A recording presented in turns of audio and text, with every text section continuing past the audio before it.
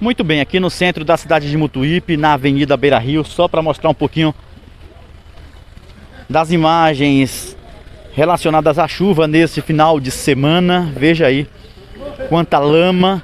Profissionais da prefeitura fazendo aí a limpeza aqui em frente à Câmara de Vereadores, próximo à rodoviária, em frente também ao estádio municipal Beira Rio, aqui na cidade de Mutuípe, tá certo?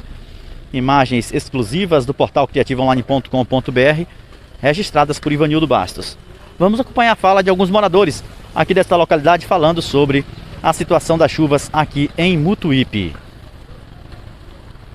Bom,